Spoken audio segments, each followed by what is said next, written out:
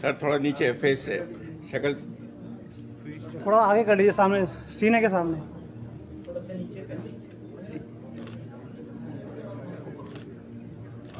سر تھوڑا سا نیچے.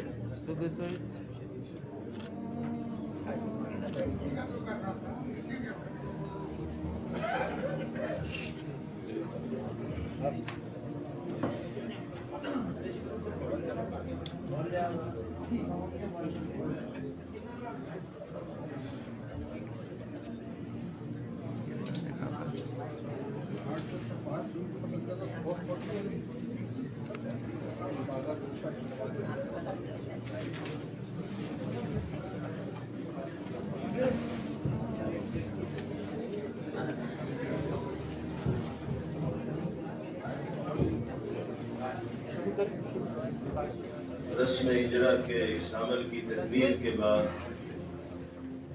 میں نہایت ہی ادب و احترام کے ساتھ درخواست گزار ہوں اپنے مخدوم و محترم مربی و سرپرست استاد الاساتذہ حضرت اقدس مولانا سید ارشد مدنی صاحب دامت برکاتہم العالیہ صدر جمعیت الماہین و صدر المدرسین دارالعلوم دیوبند سے کہ حضرت والا دامت برکاتہم اپنے کلمات عالیہ سے ہم سب کو مستفیض کریں.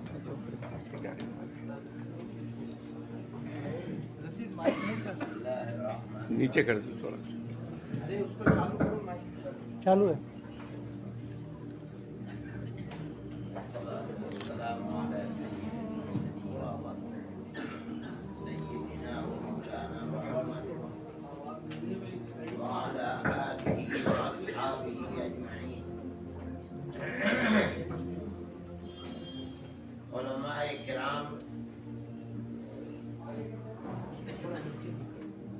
علماء کرام، معزز حاضرین مجلس،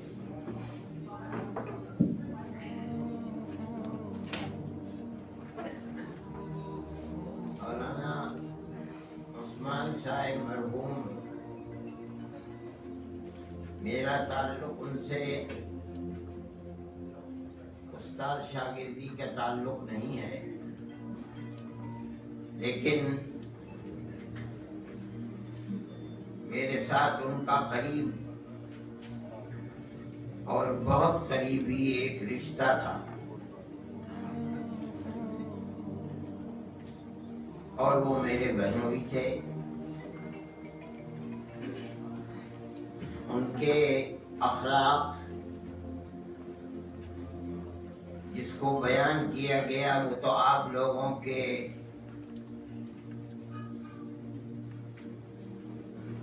بیان کی ہوئی وہ چیز ہے جس کو آپ نے دیکھا ہے.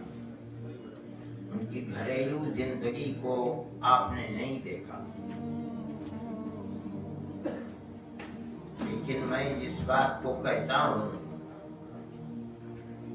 وہ یہ ہے کہ ان کی گھریلو زندگی بھی انتہائی پاک اور صاف اور ستھری زندگی تھی.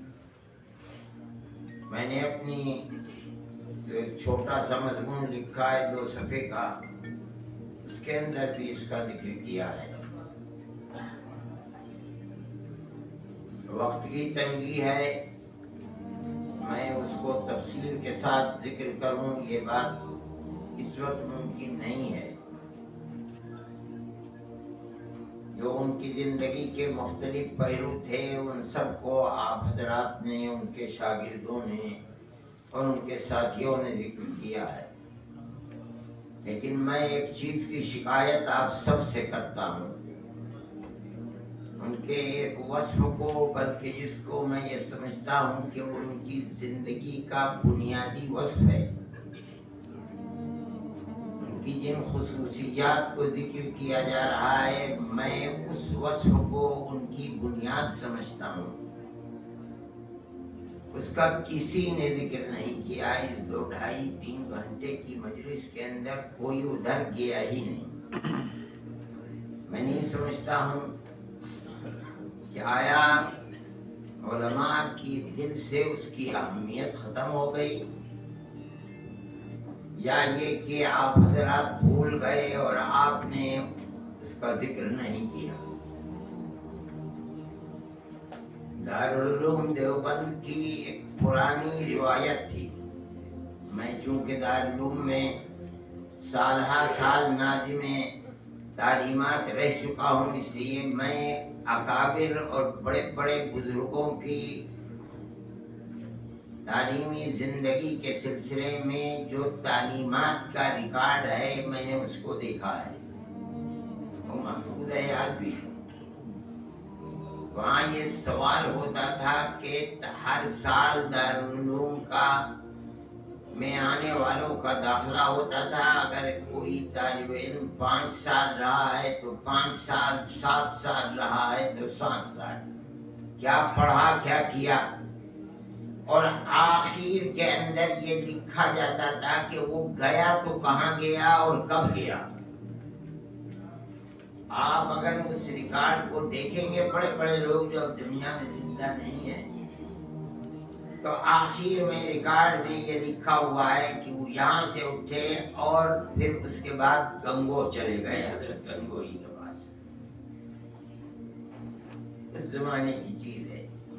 یعنی یہ سمجھا جاتا تھا کہ علمی اور تعلیمی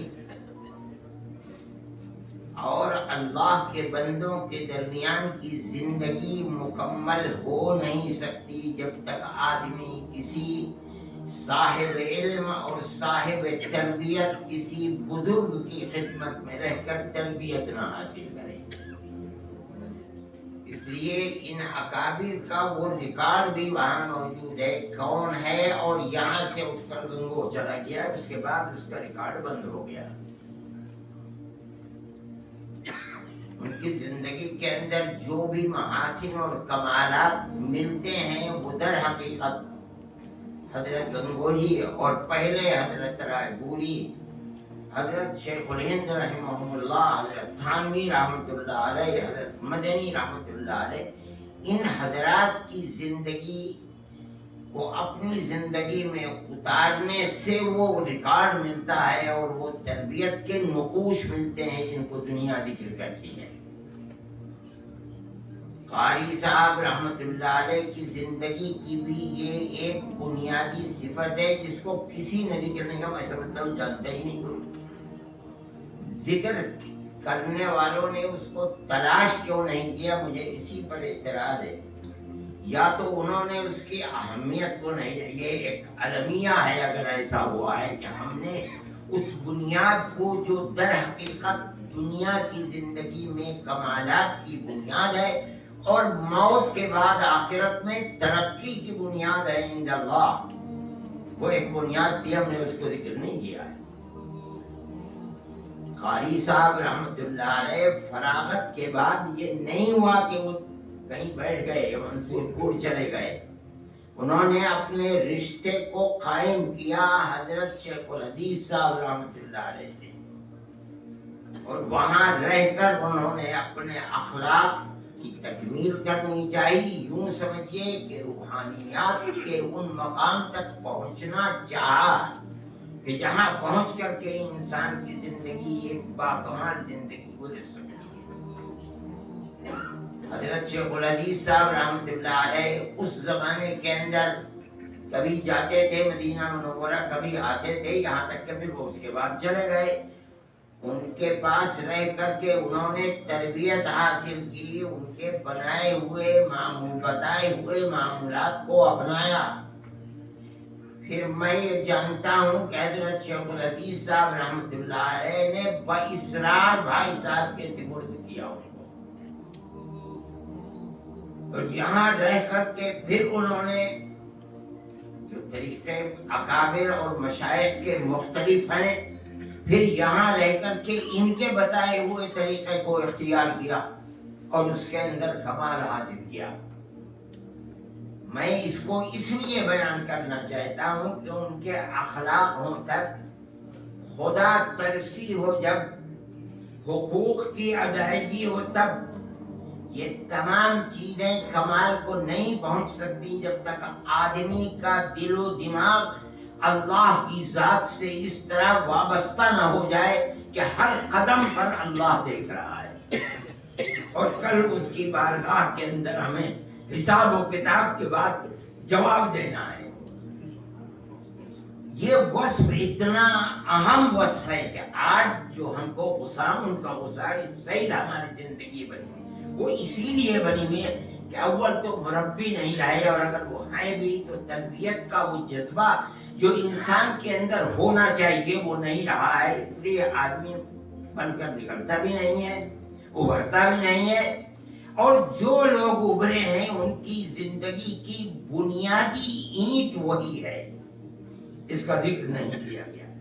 اگر اس کی اہمیت نہیں سمجھی گئی تو یہ تو رونے کا مقام ہے، اور اگر لوگ بھول گئے تو ٹھیک ہے، اس کی اصلاح کرنی چاہیے۔ قاری صاحب کے اندر جو تقویٰ تھا اور ان کی گھریلو زندگی تھی، اور راتوں کو اٹھنا تھا اور رونا تھا اور جاگنا تھا، رات کی وہ صفت ان کی دنیا کی زندگی کے اندر نمایاں تھی جس کا ذکر آپ کر رہے ہیں۔ میں یہ کہتا ہوں کہ یہ زندگی ساری کی ساری موقوف ہے اس تربیت کے اوپر جس پر چل کر انہوں نے اپنے اخلاق اور اپنی روحانی زندگی کو باکمال بنایا تھا۔ اللہ تعالیٰ اس کو قبول فرمائے، اور وہ انشاءاللہ آخرت کے اندر بھی ان کی روح ترقی کرتی رہے گی۔ یہ بنیادی چیز ہے، اس وصف کو بیان کرنا چاہیے تھا، نہیں ہوا بیان، خدا کرے بھول گئے ہیں وہ لوگ۔ اللہ تعالیٰ سے میں یہ دعا کرتا ہوں، وقت کی قلت ہے، میں نے تو ایک چیز کی طرف اشارہ کیا، جو کچھ آپ نے بیان کیا ہے، کسی نے بھی بیان کیا ہے، وہ صحیح ہے۔ اللہ نے ان کو تڑپتا ہوا دل دیا تھا، اور وہ کثرت ذکر ہی کی بنیاد پر استحضار ذات واجب الوجود کا ہوتا ہے، جو نبی کریم علیہ السلام کے زمانے میں اس کثرت ذکر کا محتاج نہیں تھا۔ ایمان کے ساتھ کسی صحابی کی نظر آپ کے چہرہ انور پر پڑنا، اور پھر یہ کہ اگر آپ کی نظر اس کے اوپر پڑ جائے اور اس کو تربیت کا موقع مل جائے تب، اور اگر تربیت کا موقع نہ بھی ملے تو آپ کے چہرہ انور پر نظر پڑنے سے جو روحانی ترقی اور جو پلٹ ہوتی تھی دنیا کے اندر، باپ دادا پردادا سکڑ دادا لکڑ دادا کفر کے اندر ڈوبے ہوئے ہیں، آج یہ بچہ اور اولاد ہے جس کی نظر ایمان کے ساتھ نبی کریم علیہ السلام پر پڑ گئی اور زندگی کے اندر انقلاب پیدا ہو گیا۔ وہ صفت اگر آپ کے جانے کے بعد اب پیدا کی جا سکتی ہے کسی نہ کسی درجے میں، اور دروازے کھلے ہوئے ہیں، تو وہ مشائخ کا دامن پکڑ نہیں تھے، وہیں سے تربیت ملتی ہے۔ جن لوگوں کو مل گئی وہ افراد بن گئے، کامیاب ہو گئے، جنہیں نہیں ملی ہم چاہے کچھ بھی کرتے رہے، اگر ہمارے اندر وہ وصف نہیں ہے ہم نہیں کہہ سکتے کہ وہ کس درجے کے اندر ہے۔ اللہ قاری صاحب کے اندر یہ جو وصف تھا جس کو ذکر کیا جا رہا ہے، اس کی بنیادی صفت وہ تھی، انہوں نے تربیت حاصل کی تھی اور مشائخ وقت کی خدمت میں رہ کر تربیت حاصل کی تھی۔ اللہ نے ان کے دل کے اندر خشیت خداوندی جس وقت کو کہتے ہیں وہ پیدا کیا تھا، اس لیے وہ راتوں کو جاگتے بھی تھے اور اللہ کے سامنے روتے بھی تھے، اور دن کی زندگی اسی رات کی اس زندگی کے مطابق گزرتی تھی۔ اللہ ان کی مغفرت فرمائے، ان کے درجات کو بلند فرمائے، اور ان کے شاگرد اور ان کے ساتھیوں کو، ہم جیسے لوگوں کو اس کے اوپر چلنے کی توفیق عطا فرمائے۔ وآخر دعوانا الحمدللہ رب العالمین۔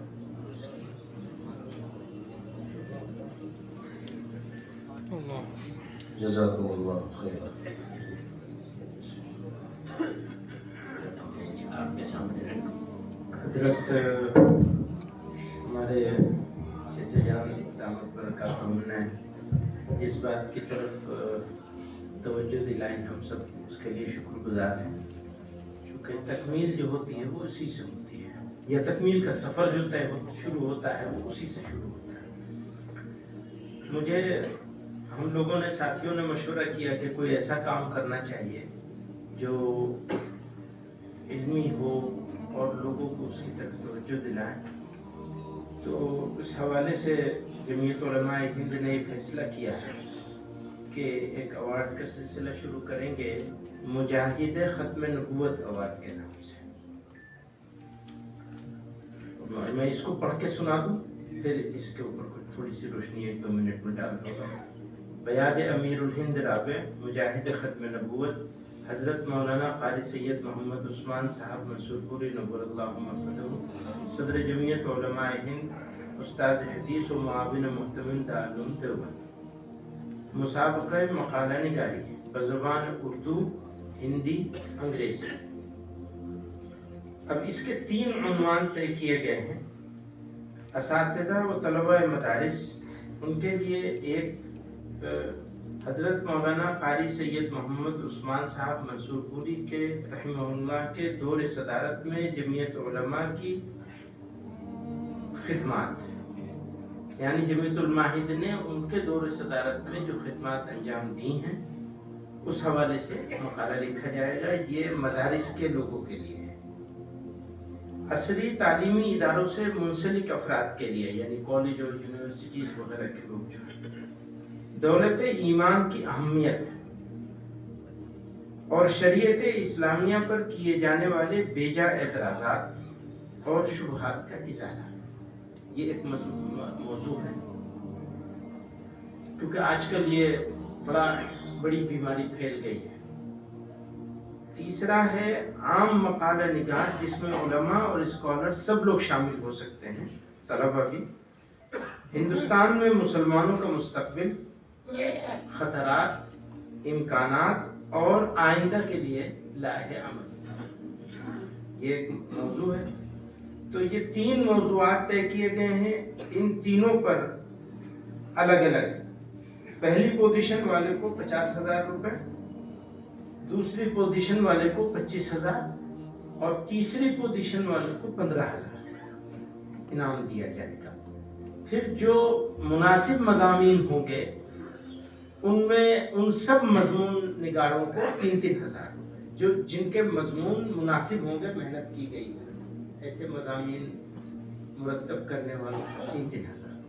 तो ये आज फैसला हुआ है, आप हज़रात की खिदमत में पेश है। अब मैं दावत दूंगा हज़रत मौलाना मुफ्ती अबुल कासिम साहब नौमानी दामत बरकातहू मुहतमिम दारुल उलूम देवबंद को। यहाँ तशरीफ लाएंगे या वहाँ से करेंगे? आपके लिए जो ये है, ये वही जो दिया गया है। अच्छा, थैला भी सबको मिलेगा। भाई थैले लाओ जल्दी से। वो ये बहुत स्पेशल है, ये जिसको ये थैला मिला है सबसे पहले, वो बहुत स्पेशल है। तो आप यहाँ तशरीफ लाएंगे या वहीं से? जी मुना। बिस्मिल्लाहिर्रहमानिर्रहीम। अल्हम्दुलिल्लाहि रब्बिल आलमीन वस्सलातु वस्सलामु अला सय्यिदिल अंबिया'i वल मुरसलीन सय्यिदिना व मौलाना मुहम्मद व अला आलिहि व अस्हाबिहि अजमईन।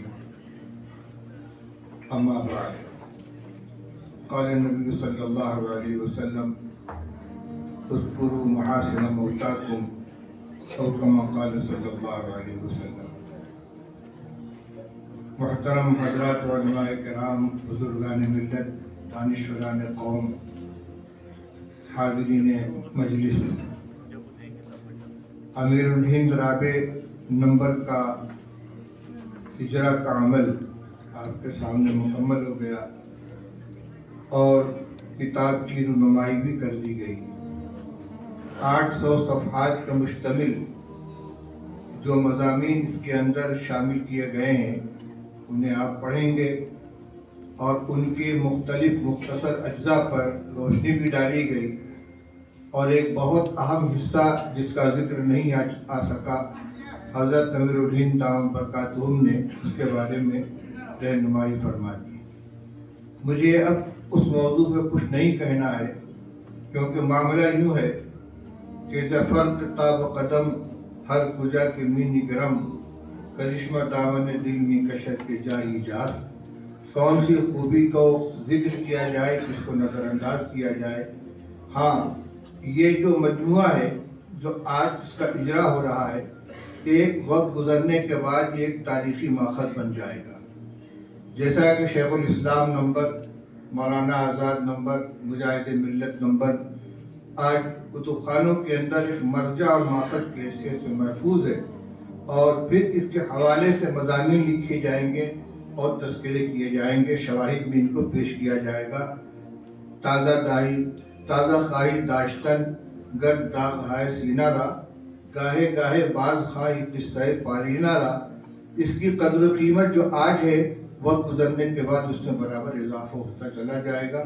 ज़रूरत इस बात की है कि हज़रत क़ारी साहब नबुल्लाह मरक़दहू की दुरफ़शिंदा ज़िंदगी के जिन गोशों पर रोशनी डाली गई है, हम मुख्तलिफ मैदान अमल में मसरूफ़ अमल लोग अपनी अपनी सलाहियत और अपने ज़रूरत के मुताबिक उनसे रोशनी हासिल करें और उन पर चलने की कोशिश करें। अल्लाह ताला हमें इसकी तौफ़ीक़ अता फ़रमाए। इस प्रोग्राम के इनेकाद पर मैं सदर जमीयत उलमाए मौलाना महमूद मदनी दामद बरकातहुम, इस पर्चे के मुरतब करने के ज़िम्मेदार हज़रात और तमाम ज़िम्मेदारों का शुक्रिया अदा करता हूँ। अल्लाह ताला इस खिदमत को कबूल फरमाए। व आखिर दावाना अल्हम्दुलिल्लाहि रब्बिल आलमीन। दुआ से पहले एक ज़रूरी ऐलान ये है कि जिन हज़रात के मज़ामीन इस शुमारे के अंदर शामिल हैं, उनको नीचे जमीयत लाइब्रेरी से ये शुमारा मिलेगा, और जो हज़रात कीमतन ये शुमारा लेना चाहते हैं तो आज रियायती कीमत 350 रुपये में उनको ये शुमारा मिलेगा। और दुआ के बाद खाना तैयार है। जो हज़रात अभी खाने से फारिग होना चाहें वो फारिग हो सकते हैं और जुमे की नमाज के बाद भी खा सकते हैं। हज़रत से गुजारिश है दुआ।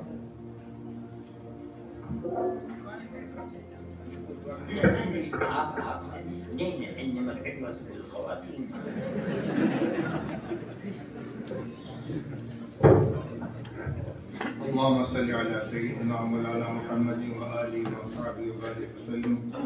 रब्बना आतिना फिद दुनिया हसनतन व फिल आखिरति हसनतन व क़िना अज़ाबन नार। अल्लाहुम्मा वफ़्क़ना लिमा तुहिब्बु व तर्ज़ा मिनल क़ौलि वल फ़िअलि वल अमलि वल निय्यति वल हुदा। या अल्लाह, हम सब के जमा होने को कबूल फरमा। या अल्लाह, तेरे जिस नेक बंदे का ज़िक्र खैर इस मजलिस में किया गया है, या अल्लाह इस सब को अपने यहाँ शहादतुल अर्ज़ का दर्जा अता फरमा। हज़रत मरहूम के दर्जात को बुलंद फरमा।